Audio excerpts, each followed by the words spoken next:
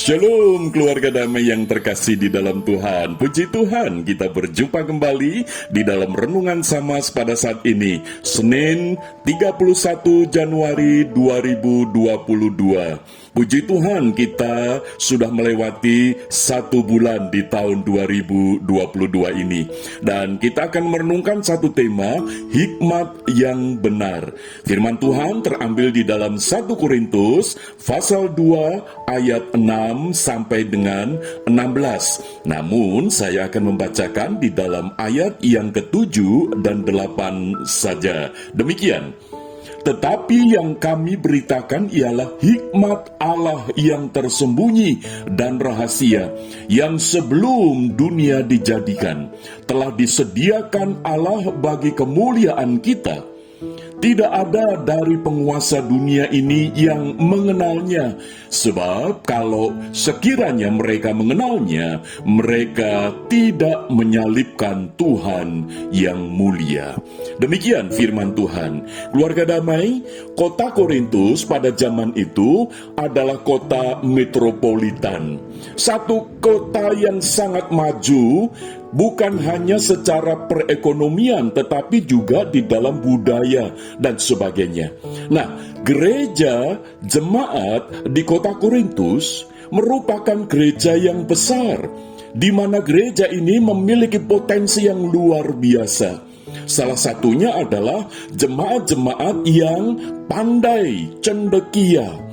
Mereka memiliki pemikiran-pemikiran yang luar biasa, sehingga jemaat lain pun mengenal bahwa orang-orang ini, jemaat-jemaat ini adalah jemaat yang berhikmat.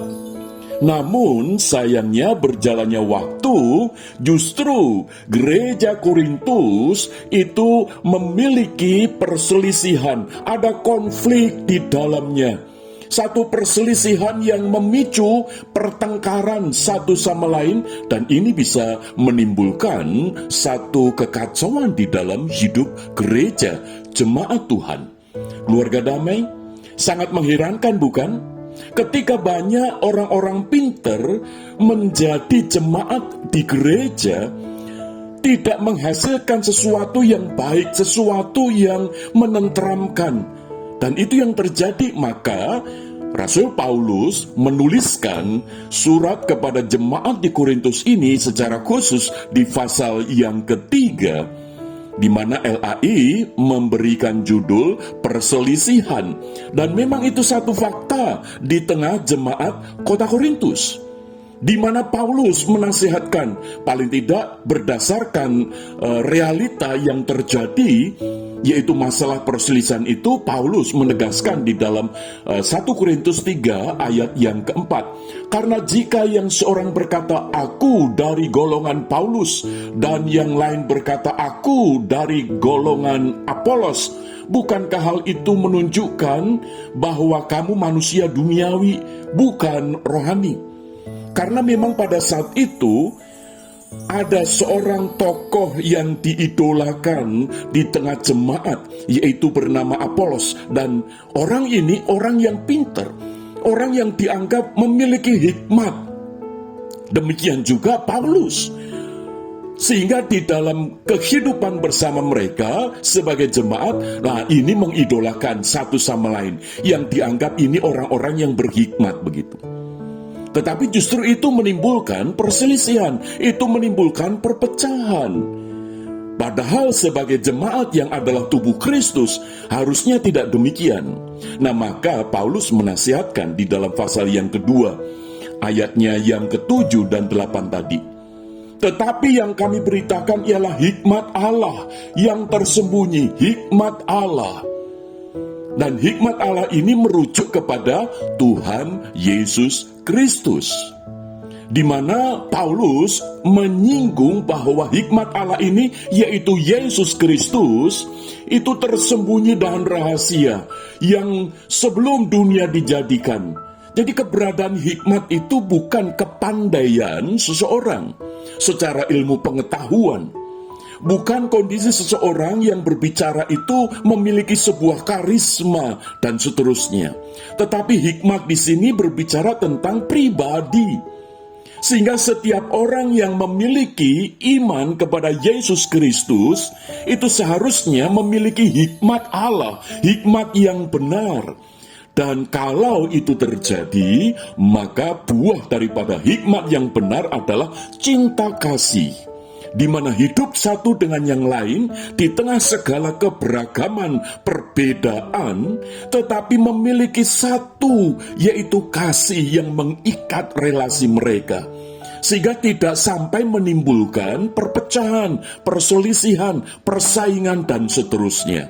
Keluarga damai, maka ini mengingatkan kepada kita, jikalau di dalam kehidupan kita sebagai jemaat Tuhan, maka biarlah kita masing-masing memiliki hikmat yang benar itu, yaitu Tuhan Yesus Kristus.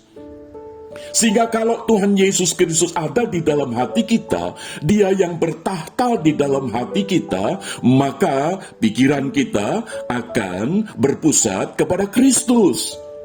Di dalam kehendak kita diterangi oleh Roh Kudus, sehingga hidup kita ini satu dengan yang lain, walaupun berbeda, beragam, kita tidak sampai merasa ini yang lebih hebat, kamu tidak, aku yang lebih nomor satu, kamu nomor dua, dan seterusnya.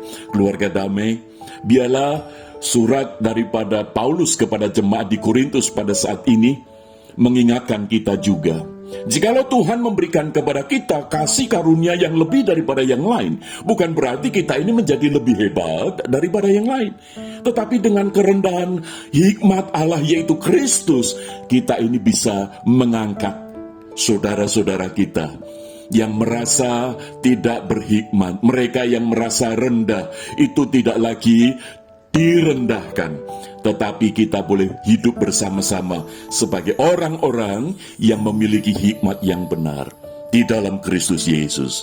Keluarga damai, biarlah hidup kita pada saat ini, siapapun kita, bukan karena jabatan, status sosial kita, ekonomi kita lebih kaya daripada yang lain, kita lebih hebat daripada yang lain, tidak. Tetapi kita adalah sama, yaitu memiliki hikmat yang benar, yaitu Kristus Yesus sudah ada di dalam hati kita, yang menguasai pikiran kita, perasaan kita, diterangi oleh Roh Kudus, sehingga hidup kita ini satu sama lain saling membangun, saling menguatkan, saling menghiburkan, saling meneguhkan. Sekalipun saudara-saudara kita ini jauh di bawah kita, tetapi kita tidak merasa lebih tinggi dari mereka. Dan mereka pun juga tidak merasa lebih rendah daripada kita, karena kita bersama dengan saudara-saudara seiman yang lain di dalam Kristus, itu memiliki hikmat yang benar. Karena apa? Karena Kristus. Sehingga nasihat daripada Paulus bahwa kita ini seumpama tubuh, di mana kepala kita ini adalah Kristus, dan kita ini semua masing-masing adalah anggotanya. Dan biarlah hikmat yang benar ini menuntun setiap kita, sehingga kita di dalam kehidupan bersama sebagai jemaat Tuhan, kita tidak merasa lebih tinggi daripada yang lain, kita tidak merasa lebih rendah daripada yang lain, tetapi kita sama-sama memiliki Kristus yang adalah hikmat yang benar itu, sehingga hidup kita sungguh menjadi alat kemuliaan Tuhan. Tuhan Yesus memberkati. Mari kita berdoa.